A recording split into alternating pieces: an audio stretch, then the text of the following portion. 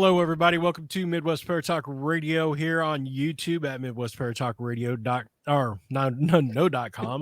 But you can listen to us as well on midwestparatalkradio.com. So tonight we have a great show for you guys. Bill Konkolesky, is that right? Yep. Perfect. Is joining us tonight. We'll be talking about UFO, UAPs, some books, and some all-around good stories. So I'm going to kick it over to Deb. And we're going to take off. I'm so happy you're here, Bill. Bill was supposed to be with us a month or so ago, and circumstances beyond our control kind of put the brakes on that for a minute. So I'm so happy that you were able to come and be with us, and so we can all talk. And you're a busy guy. You have no idea. Yeah.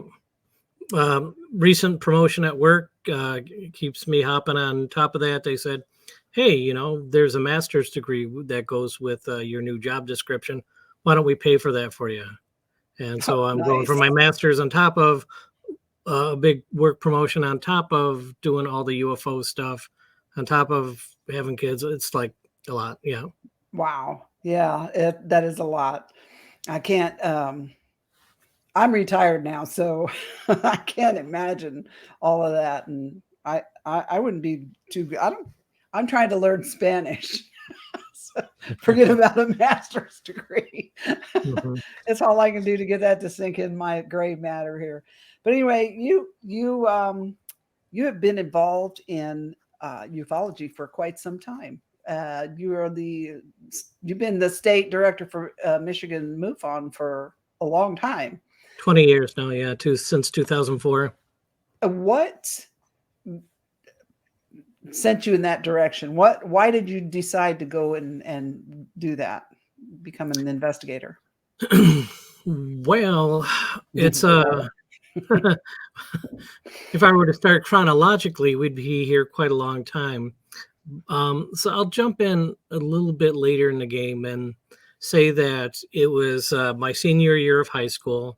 Me and two buddies were in his Chevette.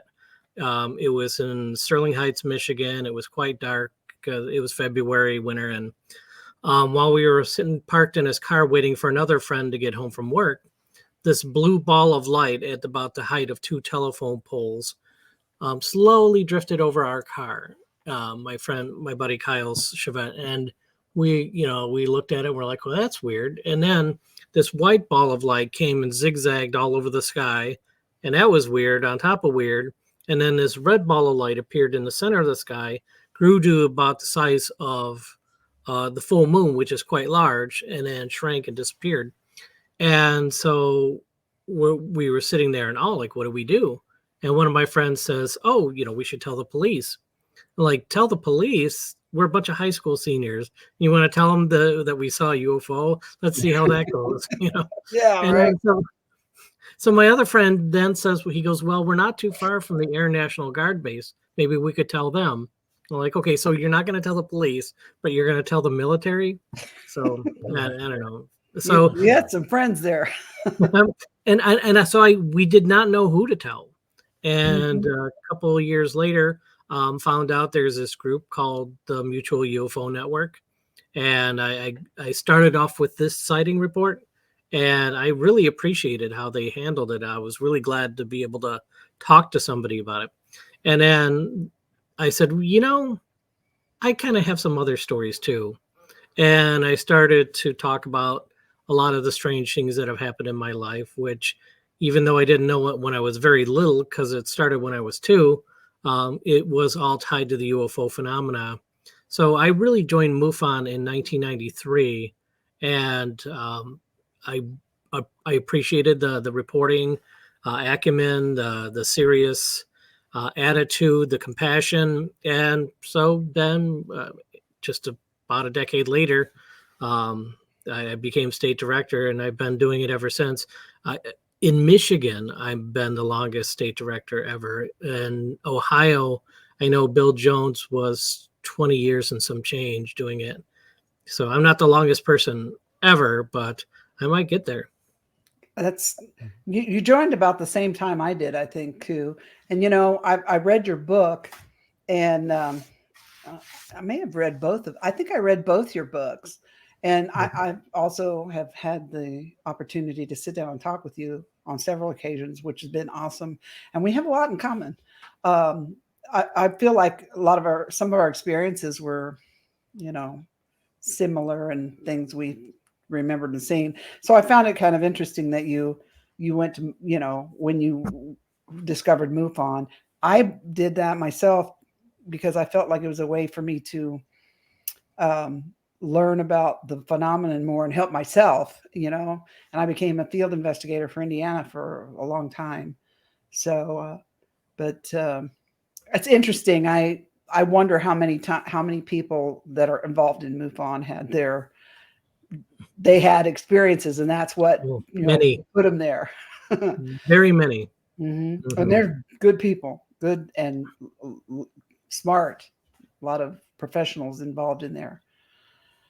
Oh, speaking of books. So hold on one second. Yeah. Okay. So out of curiosity, a lot of questions. So out of curiosity, I've not been associated with MUFON. I've just really been associated with Deb. Sorry. And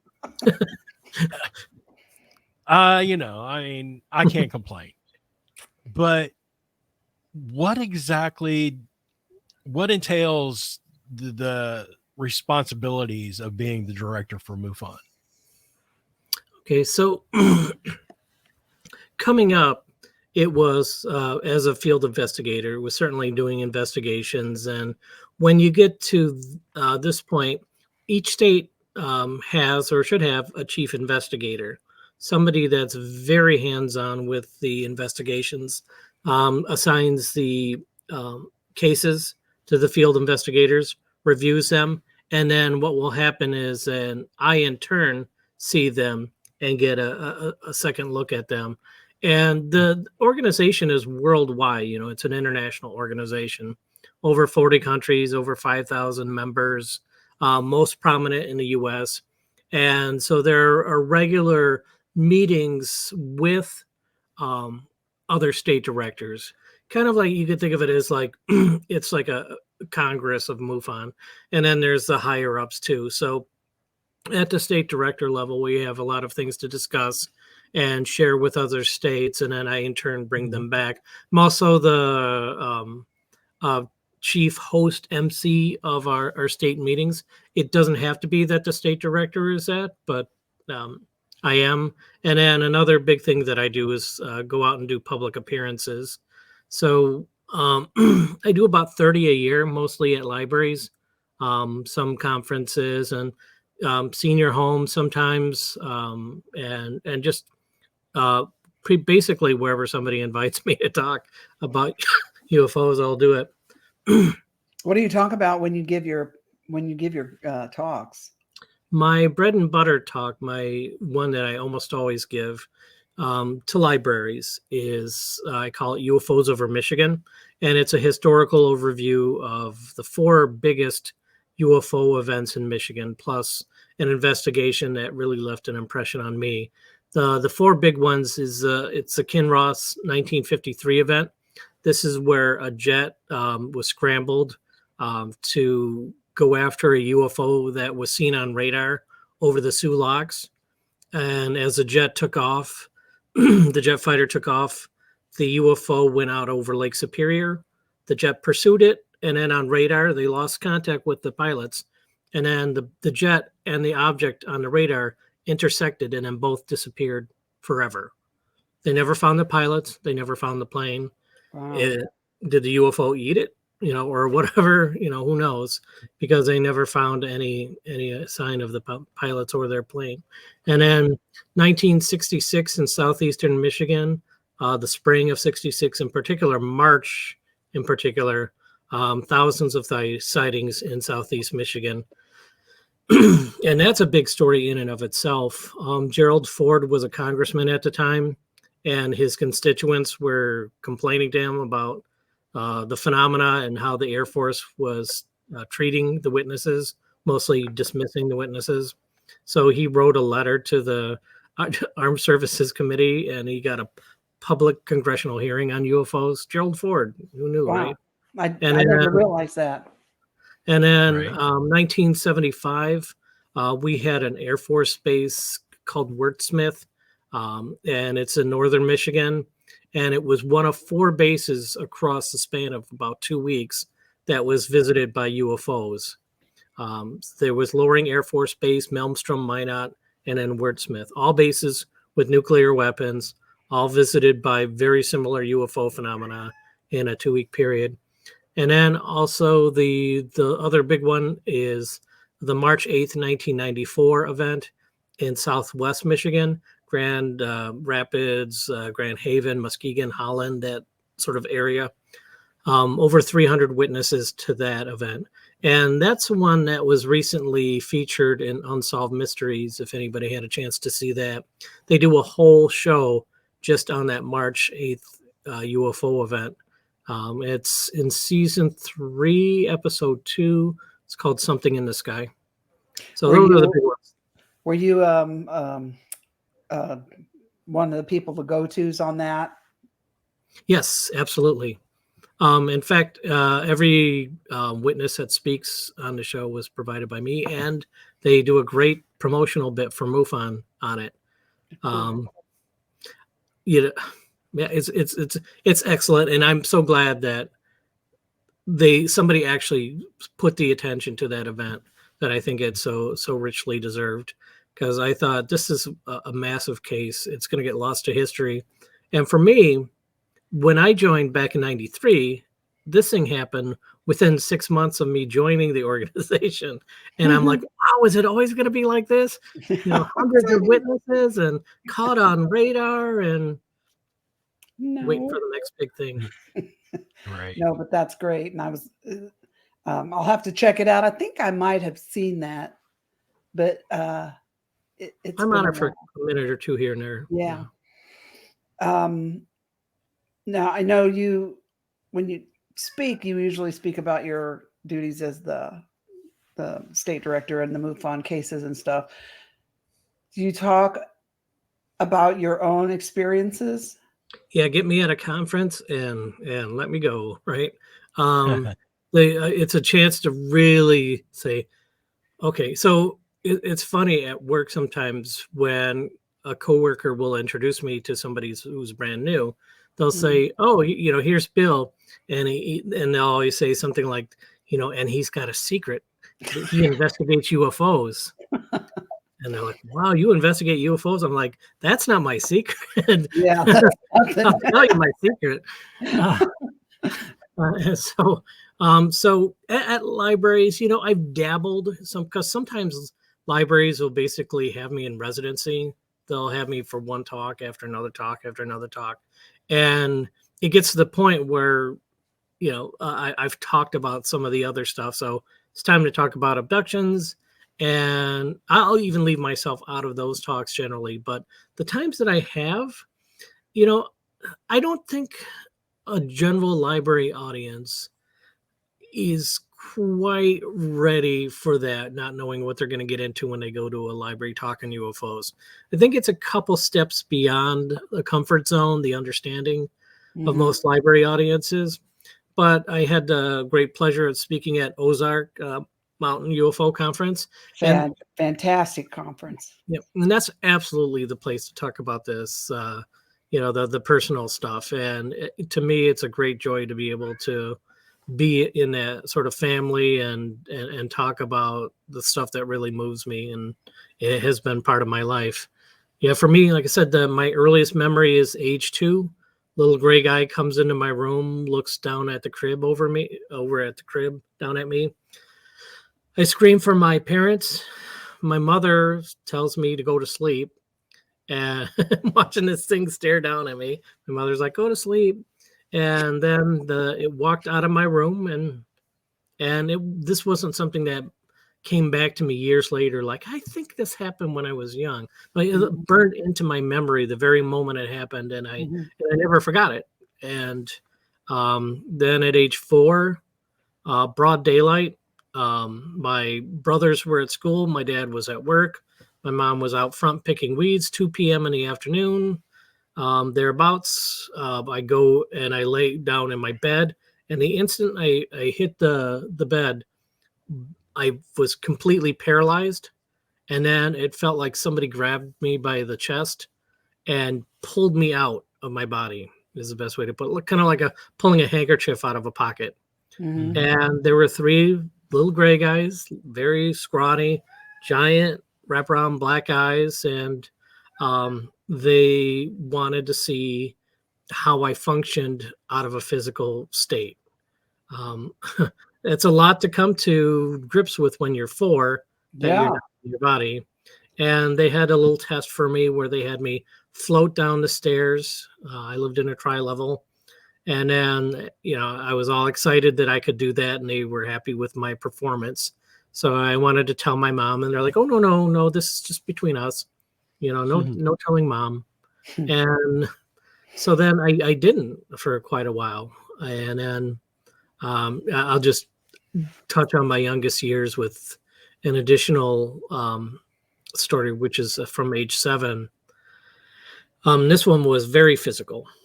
I'm laying in bed, and I wake up out of sleep, and there's this black hole in my ceiling right above my head.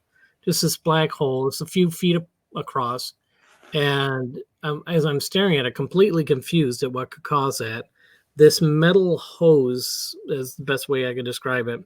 This cable comes down out of that hole and starts whipping around really quickly, really fast.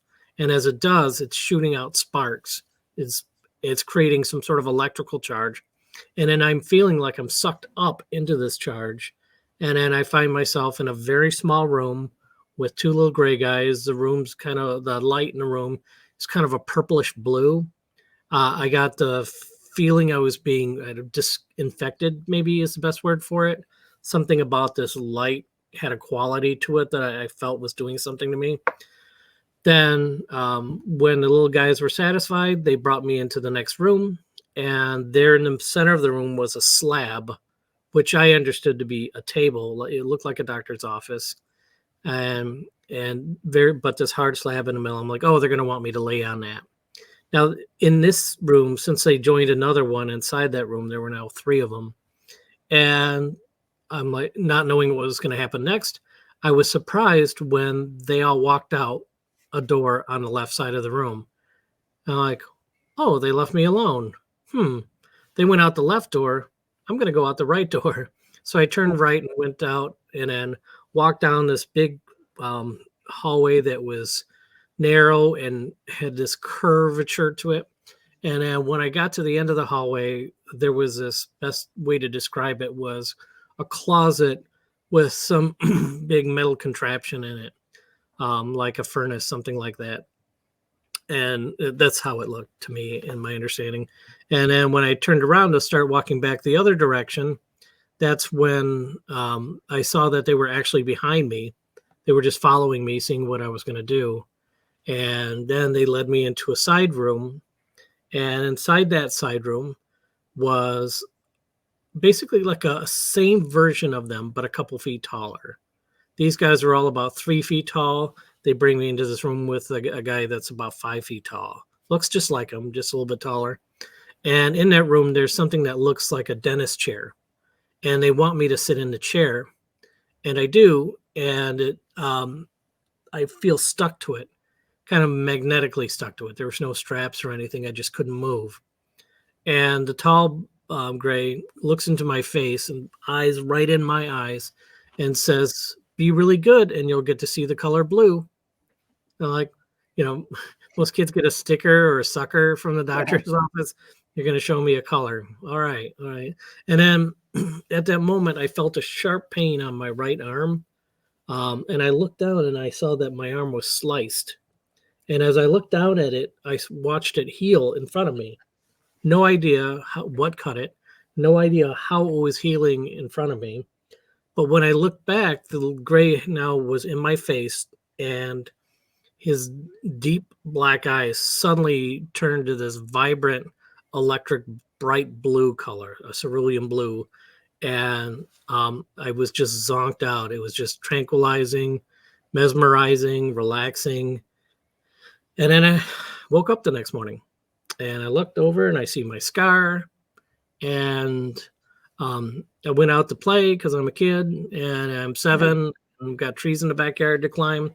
The neighbor kid from across the street who's 6 comes over, and we're in my backyard climbing the trees. Again, this is the very next day. And as we're back there, this mist starts rolling into the backyard. This thick white cloud comes in, and we're like, oh my gosh, is that a barbecue? Is that a fire? What is this? Mhm. And the mist is really cool. It's very, very, very cool. And it's a summer's day, and this odd cool mist comes in.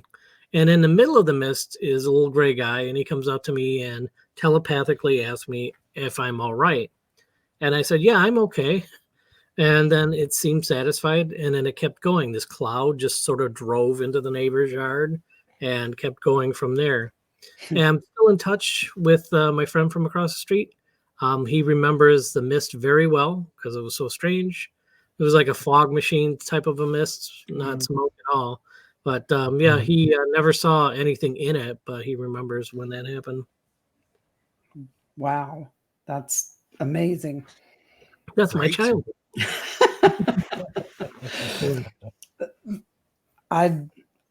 I'm sitting here mesmerized listening to everything that you're saying, and I'm thinking about things in my life as I'm hearing you. I hate that as an experiencer, when I'm with other experiencers, things always click, Greg this is all foreign to him. What do you think? What do you think? What do I think? Yeah. I can't imagine having to go through an experience like that from what you just explained, Especially Bill, and the story. Yeah. And then the story that Deb's story of what happened to her as well. I couldn't imagine. Yeah. It only gets weirder as you get older too. Doesn't ever get less weird. Yeah. Yeah. Do you has experiences for you changed as you've gotten older? Yes. What's interesting is things that I noticed but didn't pay close attention to in the big books back in the day when I was ravenously reading every book on the abduction phenomena. Going back, like, for example, now John Mack's books just came out on audiobook. And so I've been listening to him that way. And for me, my personal experiences when I was really little, up until puberty, they were playful. They were friendly. It was almost like a game, what was going on with them. And then when I hit puberty, it was nothing but physical stuff. And then when I got about to age 20, there was this interesting change in tact on their part. They were more interactive. They weren't just grabbing me and throwing me on a medical bed and doing procedures to me. They seemed to pay very close attention to the direction my life was going, and to have, they would never come when I asked them to, I'll put it that way. But they seemed to have just a tiny modicum of respect for me that seemed absent in the years that followed, but just preceding that time. And as I reached about 30, the phenomena dropped off quite a bit, not entirely. And now it's very intermittent. And the interesting thing why I bring up Mac's book was he mentions that casually at one point. He's like, it seems like experiencers have a moment when they're in childhood that things go well, and in the teens it's about physicality, and in the 20s, the aliens step back and seem, and I'm like, oh my gosh, that's so weird. I mean, I read the book when it came out, but I don't remember that when I read it. No, that's interesting, because then that makes me question, do you think that they have some kind of I don't know, a divine intervention in the direction and things that happened to you while you were getting older, and them seeing the direction that your life is taking, and they're like, let's push them a little bit this way? Oh, for sure. Yeah. And I don't get some sort of grand I got to choose my words carefully because it's a whole lot of things. I get the feeling that these nudges that they push me in life, that they're hands-on when they do it. It's not just that they move great parts of the universe around in some mystical deity way, and it affects my little life here on Earth. The one example that I often give was it was 1995, and I was dating this one girl, and we were just a couple months into our relationship. And when you have this type of phenomena happen to you, you have to tell your partner at some point that this Yeah. is something that's going on in your life. Yeah. Before you find out that they think it's crazy, or even more so when you're with them and then something happens to you. So I was not quite to the point where I wanted to disclose that yet. And but the beings didn't care that I wasn't ready yet, because she and I were in this big park, and which is also a campground, and we were doing a hike through the place during the daytime. And as the sun started to go down, she's like, "Oh, let's watch the sunset." So, okay, cool. And then it's like, "Oh, let's do some stargazing." So we're in this hill in this pretty much in the middle of nowhere in this park. And now's the part in the story. Do I want to tell the really crazy version of it, or do I just want to tell the crazy version? Well, okay. Whatever you're comfortable with. But I'm here to tell you, I've heard plenty of crazy in my own life, so it's all good here. While it would be easier to make my point with just the crazy story, I feel I could tell the crazy story here. So here we go. So we're up on the hill. We got this blanket laid out, and we're doing the smoochy face stuff, and you can hear frogs all around and branches dropping, just slight subtle ambient noises in the woods. And then suddenly all those noises cut out at once. And then I heard, we both heard this, sounded like footsteps coming up the hill right next to us. And so we got up, we walked to the center of the hill, and we're looking around, don't see anything. And then she says, "Oh, look, it's the Big Dipper." And I said, "Actually, that's the Little Dipper. I know because I just took an astronomy class." And then we started talking about the price of textbooks being so high. And then before you know it, the frogs were doing their thing again. So we laid down on the blanket again. And then it got quiet, dead quiet again. And once again, heard footsteps coming up the hill. Now, here's where it's a little difficult to tell, because for whatever reason, at that very moment, I didn't remember that we had just done this. So we go back up to the hill, top of the hill, and then she says, "Oh, look, it's the Little Dipper." I'm like, getting deja vu from this. And I said, "It's a Big Dipper and price of textbooks." And then we went back and we laid down on the blanket again. And then got quiet again, and footsteps started coming up the hill again. I'm like, what is going on? Because this feels really familiar to me. I could have swore we'd done this before. And so we get up to the center of the hill, and Little Bit Dipper, Big Dipper, textbooks, and then all of a sudden we're both frozen in place. I could move my eyes just a little bit. I could see she could move her eyes just a little bit, but we're frozen, facing each other. And then that's a moment that hit me. I'm like, we've done this at least 3 times. This is at least the 3rd time that we did exactly everything again. And while we're frozen there, 3 little gray guys come up the hill. For me, there's usually a trio of them. That's their thing. Mm-hmm. And they go up to her. They didn't even pay any attention to me at all. They go up to her, and I can hear their telepathic banter.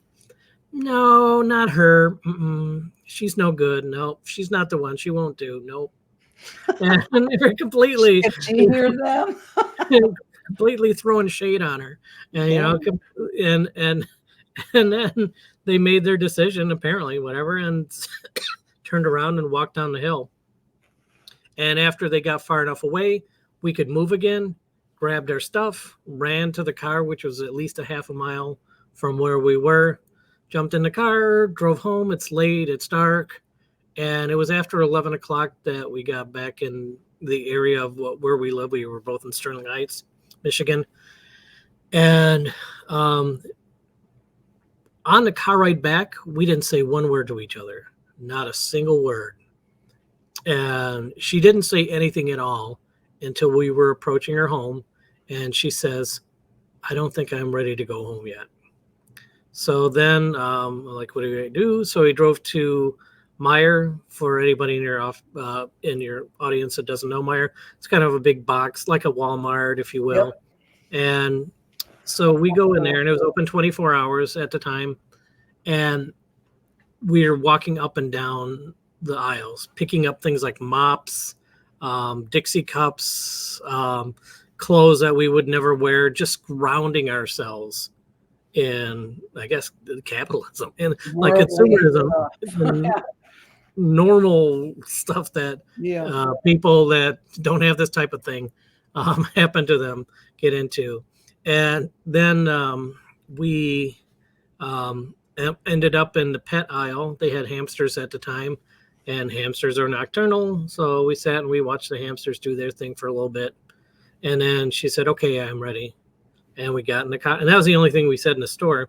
So then I went in the car, dropped her off home, and didn't even say goodnight. And then the next day, didn't talk to each other.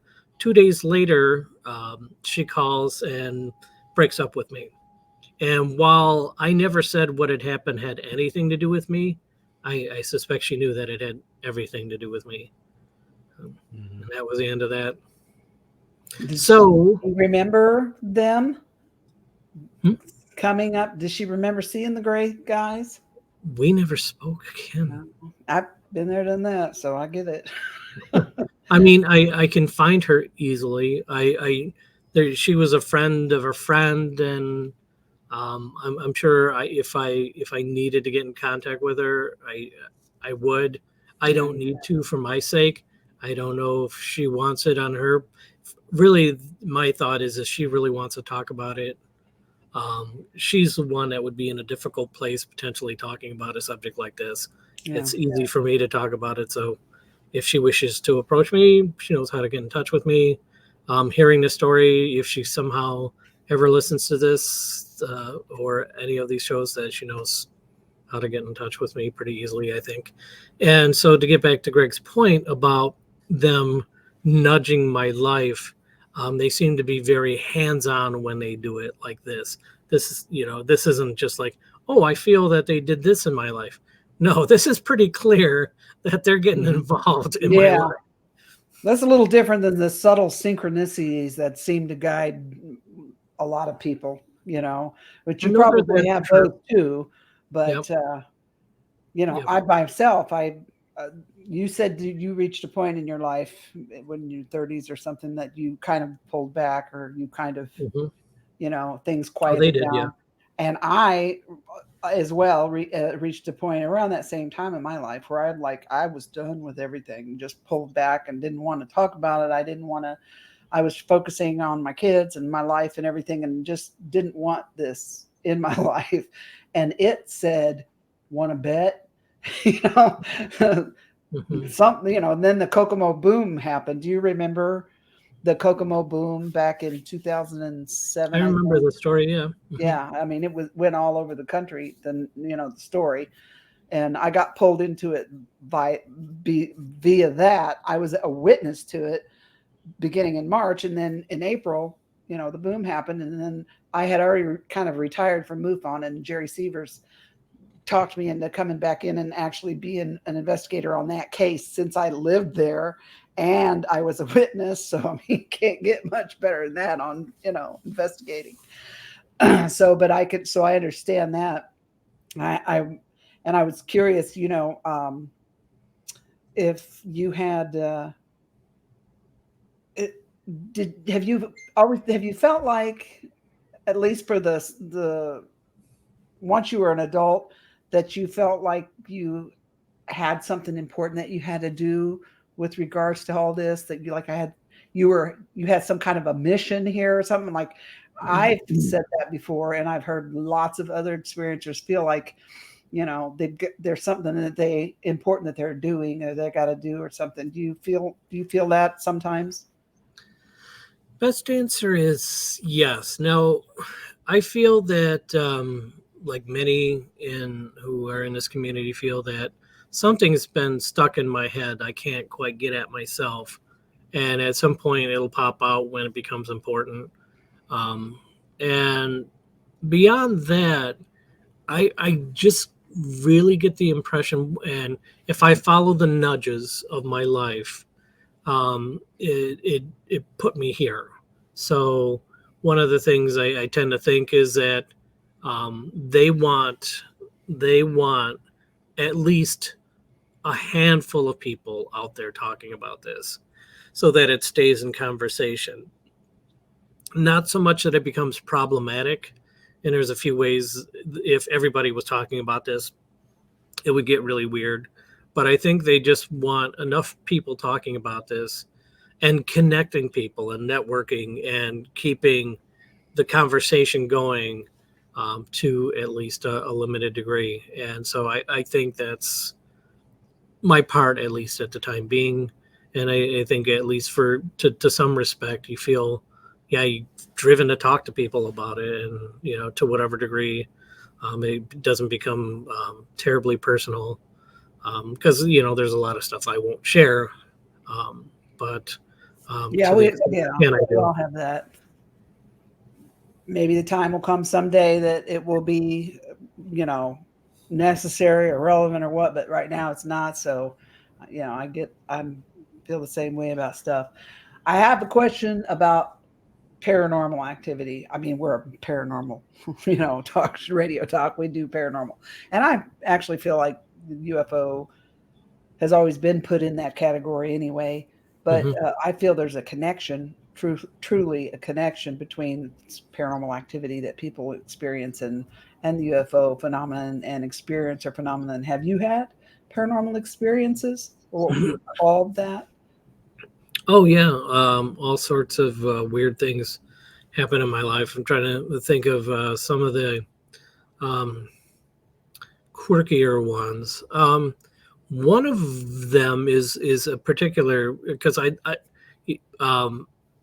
definitely experienced poltergeist activity, minor premonitions, all sorts of odd synchronicities. I saw a ghost of a friend of mine. He was passing from cancer. He was an experiencer. David Kaywood was his name. And I think it was 2006 he passed. And he had a very distinct, deep tenor voice, very beautiful voice. And I remember waking up and seeing a shaft of light at the foot of my bed. And I knew it was him. It was just a formless shaft of light. And he said, whatever doesn't kill you makes you stronger, and whatever kills you makes you stronger. And then the light faded. And I was like, wow, that's something, I didn't feel nervous by it. I felt comforted by his presence. And then, so I had assumed he had passed. He didn't pass, in fact, until the next day. And a friend of ours, Landy, whom I spoke with about it, because I want to tell her about it, she said she had an encounter as well with him the previous day. And so it seemed like he was sort of loosely tethered. He was in a coma at the time. And he was just sort of doing his farewell tour before he took off. And bless his heart. Yeah, really beautiful. Yeah. One weird thing, if we're going to go down the paranormal rabbit hole, let's go there. So when I was in my teens, there was a radio program locally, and it was called Psychically Speaking. It was on Sunday nights.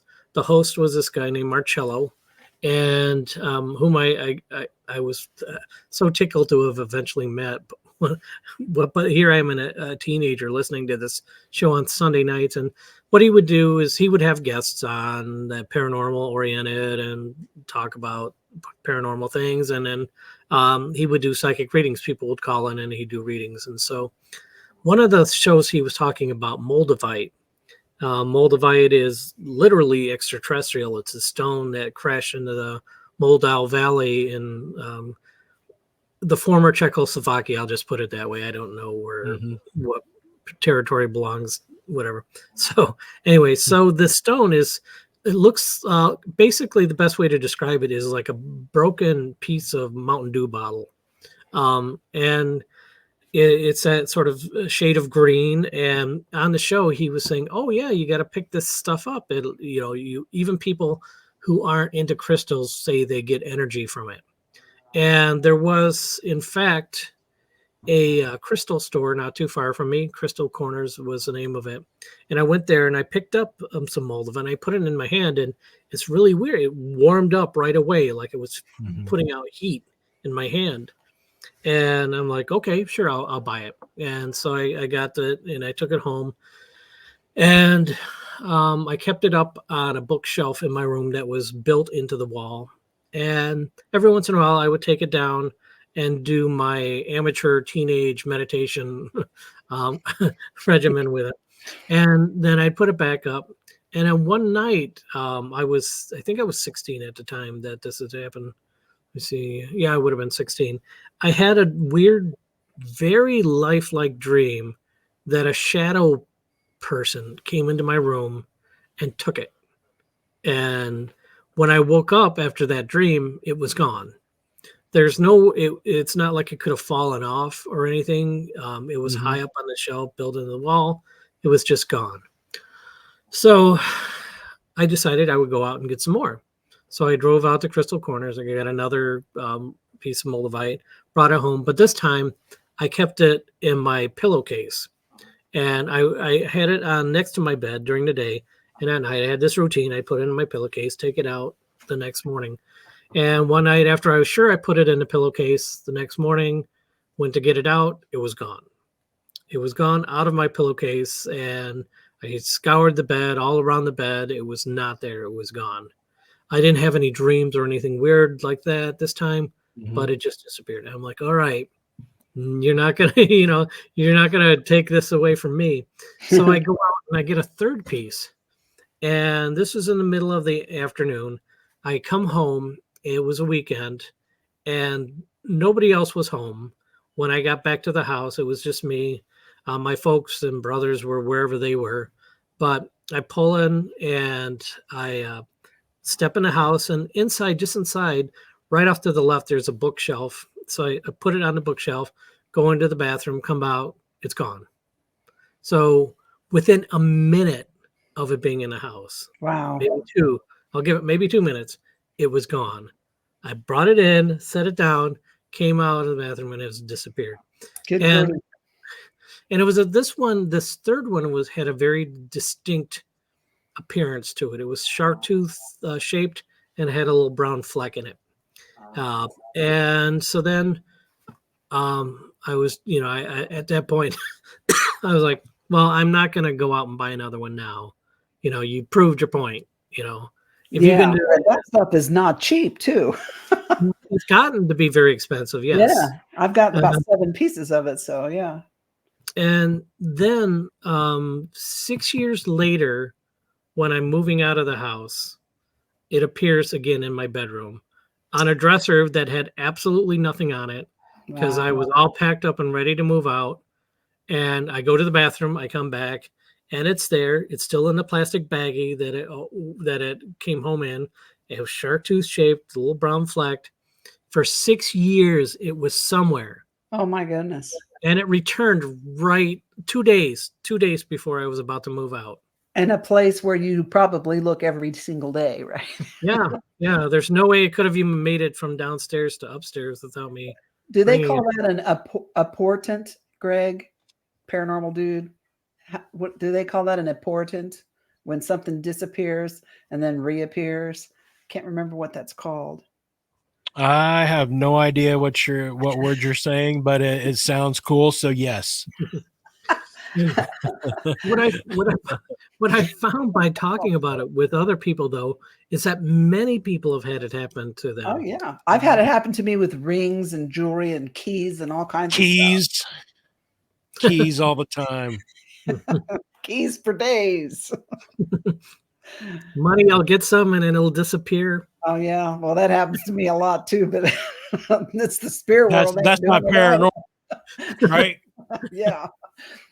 Mirrors mind. Yeah, that's see, people that have had experiences like we've had, Bill, I almost every single one I've met in the last 40 years has stories like this also, you know, paranormal things. You can't help but think that there's connection, you know. When I first started with MUFON, they were really nuts and bolts, and they weren't too awfully interested in you know, people like me who actually seen contact or, you know, had contact. That's changed. That's changed from what it used to be anyway. But I don't know whether they've gotten the idea of, you know, this connection between paranormal activity and stuff. Do you? Yeah, and that's what's kind of, I was wondering as well, like, Yeah. is there a symbiotic relationship between MUFON and paranormal activity where, you know, you don't bleed over to investigate at all, or? And every once in a while, so the organization was developed to look at flying saucers. And the investigations are very checkbook style. It was this color at this speed at this distance. I saw it for this long. You know, it moved in this direction and things like that. And when it comes to other types of phenomena, they defy checkbox investigation. Like if somebody says they had an encounter with some unknown entity, you know, even if you get a good description checkbox, it doesn't begin to describe the personal feeling, the contact, the meaning, the whole shebang. It can't be captured in a simple thing like that. It's a narrative. It's an open-ended question. What happened? And then the witness comes out with it and with their own filters in their own way, and can be very, very lengthy. So the organization has always sort of struggled with that part of it, that other phenomena aren't easy to investigate. Now, every once in a while, MUFON will open a channel up for experiencers. This has come and gone historically. Some believe that the current iteration of the ERT is MUFON's first foray into it. It isn't, but it's probably their most earnest effort. But MUFON kind of treats it like the stepchild, where they'll take, and gosh, so much to say about this. So many people within the organization are experiencers. You know, I'm not going to go and say everybody's an experiencer, but many people are. And those people have a special place in their heart for other experiencers. And an organization which was built to look at flying saucers now has this other thing going. And now things are complicated because MUFON has the ear of Congress, like Tim Burchett, Andre Carson, so like Kristen Gillibrand, Marco Rubio.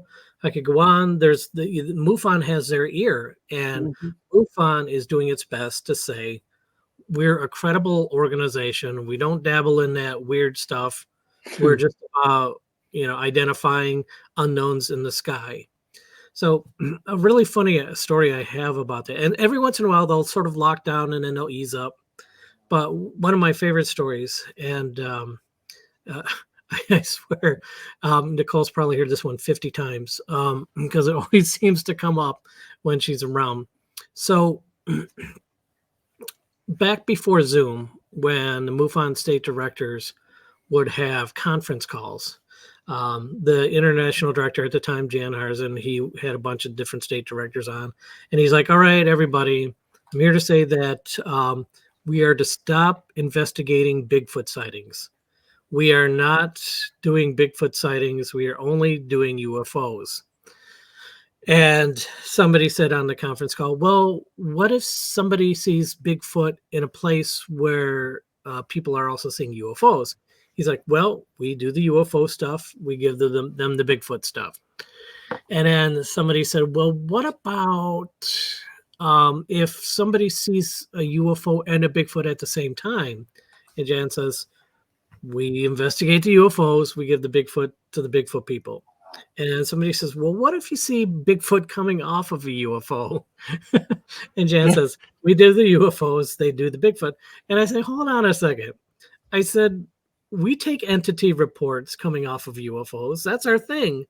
I'm like, are you saying that it's okay that we take an entity report coming off a UFO, but he better not have long hair? Right. Long hair. If you do, give it to them other guys. Well, want them long-haired aliens. there have been sightings of UFOs connected with Mothman. Like quite a few stories where when the bridge went down and Mothman was there was also UFOs. Yeah. And it seems like for me, when I investigate, I'm a paranormal investigator. So when I investigate the paranormal, 8 times out of 10, I'll see an anomaly in the sky.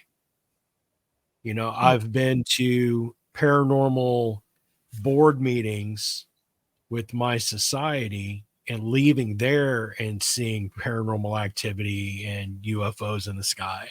Only since he met me, though. That's what he said. And the God or honest truth strike me down. It didn't start happening to me until I met Deb. Do you know Tina Ronan? Tina Ronan was in a group called the Indiana Ghost Trackers. I'm not sure if the group is still active, but I know she's still active. But she had an event, I think it was 2010, or was it earlier than that? Might have been 2010, where she saw in a cemetery, she saw UFOs, a little creature she called a pukwudgie, and then also shadow people moving around. So she got like a hat trick in the cemetery that night. She hit the jackpot, the mother load. Right. Oh my goodness. My dog has been sitting over here snoring for the last 25 minutes. I want you guys to know it's not me breathing. If you happen to hear it's not you breathing, it's you farting. It's okay. No, it's better out than in. She's so fat. She snores. And my cat's done a few random meows. I don't know. So now I love. Well, go ahead, Greg. But I'll have a question for him too. So I do remember any ghost trackers. Sounds familiar. They were around when I first joined MRIPA. And I think we've seen them at a couple of conferences, but I haven't heard anything from them in a long time. So I'm not quite sure if they're still active or not. When I joined MRIPA, I actually was also still involved somewhat in MUFON. And so here I am in 2 different investigative groups, and I kind of helped bring them together a little bit. They actually went on a couple of cases together as MUFON and MRIPA. I don't know how it all went but that was kind of interesting. That's why I had that question for you about, MUFON in general. But anyway. Very good people, very dedicated to the mission. Different people have different interests in the organization and follow those interests. And we try to do our best to move forward. Right. Are you? No. Hold on a second. What? What's the matter?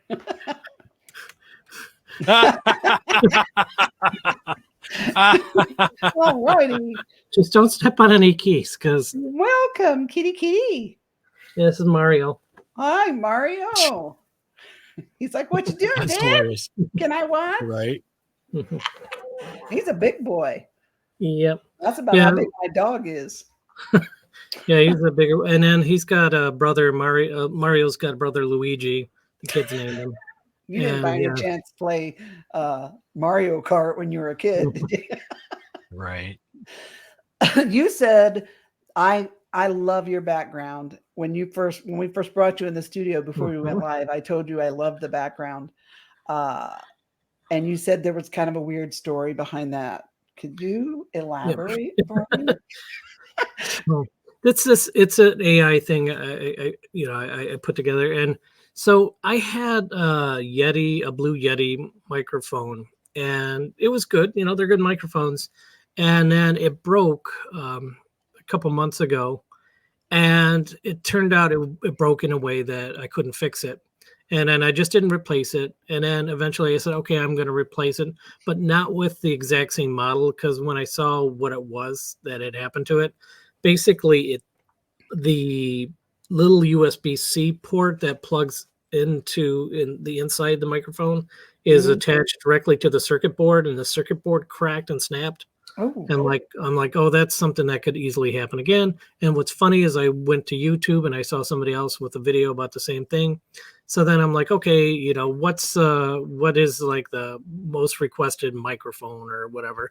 And I went looking that way, and there was this one, it's a video game podcaster, #1 microphone for video game podcaster. And it's colorful and it changes color. And I'm like, that one's ridiculous. That would be so funny if I got that. And then after a while, I'm like, yeah, why not? Because what the heck? I don't care. That sounds fun. And so I'm like, but I need a nice spacey background to go with it. That would look really cool. And so I got the background. So the microphone was supposed to arrive today. Now, this is just, I don't know sometimes how the world works, right? Okay.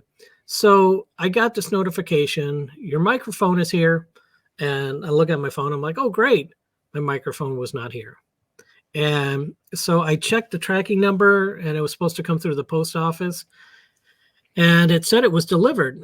And so I called their helpline, and they said, what's your address? And I told them, and they're like, they delivered it to a different house in your city, but I'm not allowed to tell you what house that is. Right. And so I'm like, another house another address in my city?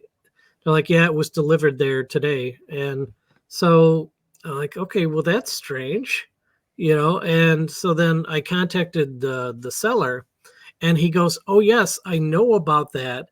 And I'm sending it to you FedEx. It should be there tomorrow. Okay, so I'm like, well, that's weird. How come you didn't notify me? And you knew in such a time that you're sending out the replacement and it's showing up tomorrow. And Right. And then what was odd was that there wasn't multiples of these. He had one for sale. So how could it have been delivered today? It was delivered today, and he's out of state. I forget which state it is. How could it have gone from wherever house it was delivered to at 4:21 p.m. back to the seller, and then he sends it back out FedEx, and it's got an arrival date of tomorrow? How does that work? That's weird. I have weird luck with eBay, just not good luck. So many times I've ordered things only to have them say that they turns out they didn't have it. They already sold it. I don't know if that happens to other people.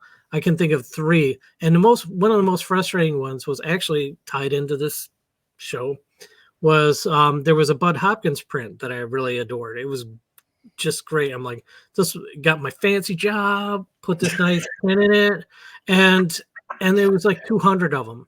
And then, but it turned out they were all sold out. This one dealer had like 200 of these, all signed by him, some screen print. It's called Ixion 4, Ixion 4.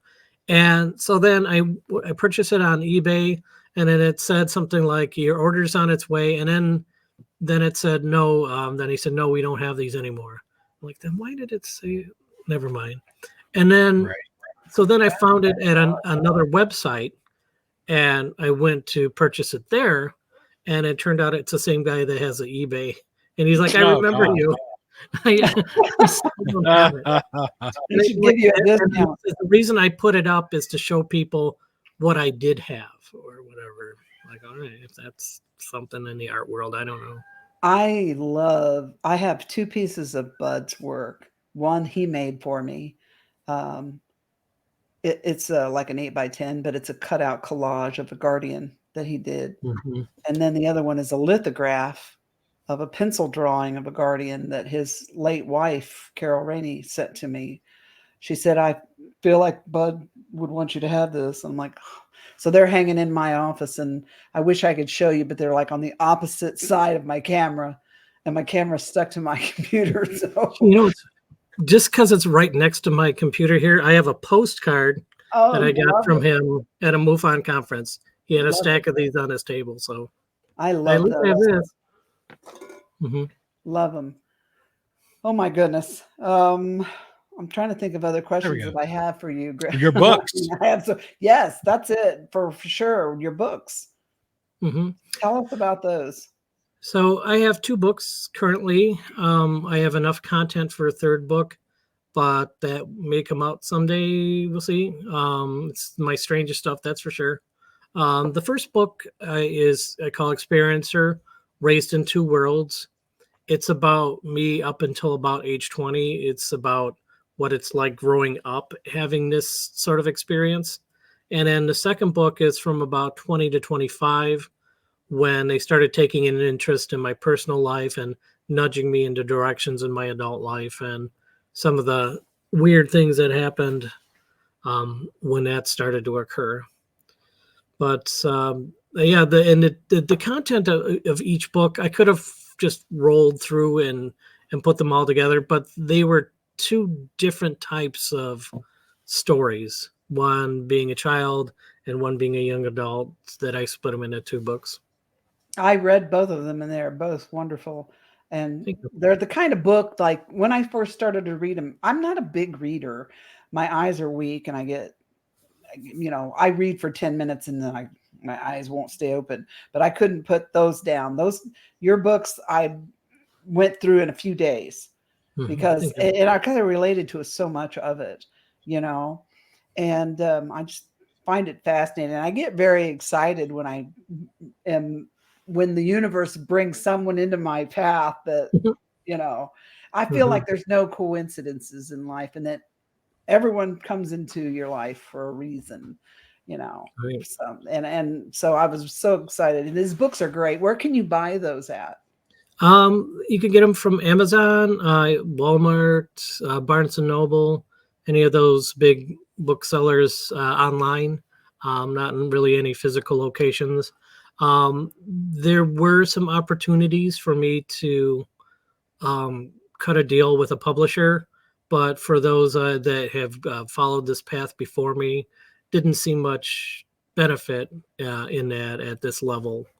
If my book was going to be, the next big thing, then maybe at it. But otherwise, I got my modest sales from it, and I think people that I think and I hope that people who can relate to it and from benefit from hearing it, I'm able to get the story out. Since I can talk about it, I do.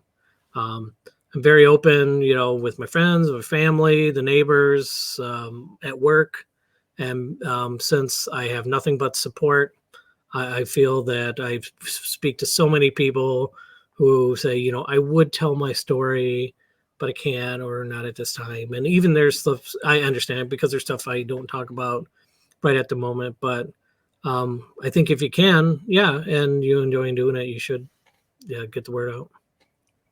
Exactly. I feel exactly the same way. I'm like you. I felt fortunate that I did have supportive family and friends and coworkers and neighbors and whatnot, which, most people don't. So I felt like I was compelled to pay it forward and try to help out as much as I can.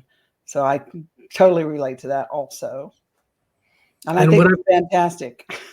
And what I find is people that I never knew. Like I remember during COVID, I'm sitting just on a chair on my front porch, and the neighbor 2 doors down comes. He goes, "Oh, I just wanted to tell you, my mom just finished your second book. She loves it." And I'm thinking, like, I never talked about this. That happened to me once. My son here recently. Now, my oldest son, he's like 45, and he doesn't like to talk about this stuff. He acknowledges it, that he went through things when he was a little kid at mom's house when we would live there and all, but it scares them, and they don't really like to talk about it. And I always made a deal with my kids, I wasn't going to embarrass them or make them have to be ridiculed because of me or what happened to us, was always protective of them. Right. So I promised them that I wouldn't, talk about things a lot where they would be embarrassed by it. Right. Anyways, I'm just like last year, my son, I'm at the house visiting, and my son says, "Hey, Mom, guess what?" I'm like, "What?" And he goes, "Well, I don't know what I was thinking, but I happened to mention something about intruders, the book that Bud wrote about us, right?" And I looked at him kind of weird, because I'm like, "Where's this going?" And he goes, "My boss flipped out." And I'm like, "Oh no." Oh, What? And he goes, she's like a Bud Hopkins super fan. And when she found out my mom was Kathy Davis, she freaked out. And I'm like, and I started laughing at him. I said, "Well, that's your fault, not mine. I didn't do it." He's like, "I know, I don't know what I was thinking." So then he asked me, if he could have one of my books. She wanted one of them. It's weird how people pop up. When I worked at the factory, I would once people began to realize who I was, but they'd see me on TV or something, and they call me the UFO lady, right? And some of them would roll their eyes at me, and I don't really care anymore. I'm like, whatever, I do my job, and I do a damn good job of it. So if I like to do this on the side, get over it. But then they would come up to me and they'd be like, Are you the UFO lady? Or I saw you on TV the other night. You know what I saw one time? And they would lean into me and whisper so no one else could hear. And then they would tell me their stories. Yeah, I'm sure you've had that happen to many a time as well. It's interesting. People, you'd be surprised. For everybody like you, and I always say, for every person out there like you or I who speaks publicly about what we've experienced or seen, there's probably 30,000 people out there that probably have crazier stories than us, and they ain't saying nothing. Hopefully, with you and I, with people like us speaking out, it will help them feel more comfortable. And then they can come out. Because, I don't know how you feel. I'd like to know how you feel about this disclosure. Things have changed since 2017, and that article that came out, and the Tic Tac and the videos and Congress and all that. I feel like something's happening that I've never thought I'd live to see. But I also feel like experiencers are a very important piece of the puzzle that's going to have to, in some way, shape, or form, be eased into this conversation. So I think it's important that intelligent people speak out about their experiences, because I think we're a really important part of whatever disclosure is going to look like in the future. Yeah, I do think what we're seeing is a slow drip disclosure, and it's sort of a CYA effort on behalf of the government. And when something undeniable happens and people point their finger at the White House and say, "You didn't tell us," they'd be like, "Well, we've been, the government, the Pentagon has been putting out these reports for a long time. We're ahead of the game. We got your back." And I really think that's what's happening. They're not really giving us much of anything except this lip service and making it look like, that they have some tepid interest in it, so that they can have culpable deniability when that moment comes. But you're right. When it happens, then people will say, "Oh, wow, we're being visited by creatures from somewhere else, from beings from another planet or wherever. Let's see, who knows about that sort of thing? Oh, wait. Oh my gosh. For decades, people have been talking about having contact with. Is that what's going?" And, I think the experiencer community is, right now we're kind of, I don't know, best way to put it is on offense. Here's what's happening. Here's what's happening. Listen, this is a thing. And then I think it's all going to get flipped. And then the public is going to descend on people who've had these kind of encounters, and people asking all sorts of questions about it. And that when that real disclosure comes, I think that's part of the floodgate that's going to open, and it's great. And to me, one of the things that always really hardens me is when a new experiencer steps up, gets into it. And there've been a few locally, in particular Nicole, who spoke just for our Michigan MUFON group last weekend and did a phenomenal presentation. And we're going to have her on here next week. Going to give her a platform so she can continue on. I'm so excited to have her and hear her tell her story and support her. We're always here to support. We're always here, for anybody that wants. She looks like Parker off of Leverage. I don't know if you guys have ever watched that show. Pretty blonde girl. I mean, it looks just like her. I looked at her. I was like, wait a minute. Is that the girl from? No, okay, it's not. She sent the picture for the promo thing. Greg's like, wow. She looks like Parker. So Leverage. Yeah, all right. I remember back when people used to talk about television and it would go like this. Oh, that was crazy how Greg got locked in Sam's Butcher, and everybody knew what you were talking about. Yeah. Because there was only 3 channels and, so many shows. They got locked in Sam the Butcher's meat locker, I should say. Mm-hmm. The Brady Bunch, of course. Yeah, I feel like I said it wrong there. I have no idea what I said. But but nowadays, this is how people talk about television. Have you ever heard of this show? The other person says no. And then you say, it's the greatest show ever. You got to watch every episode. And then they respond, have you ever heard of this show? And I say, no. And they say, it's the greatest show ever. You got to watch every episode. And then you forget what show they mentioned. Yeah. And they forget what show you mentioned. And then you move on. Right. Too many shows, too many channels, too many choices. There is now. Oh my gosh, yes. I mean, I just discovered Fallout. Yeah, that's but I gotta say that's weird. I almost brought that up because that seems to be the show that everybody I know has watched or is watching. It wondered, and that's what happens with shows, big shows, and mass populations. It almost seems like people get steered, like in herds of us get steered to a particular show, and it makes you wonder who's driving the bus. Mm-hmm. Yeah, I saw. Oh, go ahead. Oh, I saw all 8 episodes. I was entertained. Yeah, I did too. I couldn't stop watching once I started. I didn't like the video game, so I'm not watching it. My son did say, he used to play the video game. He said this show was more closely like the video game than anything he's ever seen before done on, based on a video game. So he was impressed by it and he played the game. But I'm a bad mom because that was a violent. I didn't know how violent the video game was. I can't believe I let my son play that. Yeah, the less you know about that, it'd probably be good for him. That's probably violent, gross, perverse. Yeah. Gross. Yeah, pretty much. So, all right, Bill, go ahead and put your socials out so everybody can find you when they look back at the video and listen to the podcast. Okay. I am a pretty easy target to find. As long as you know how to spell my last name and you Google it, you'll find some way to get in touch with me.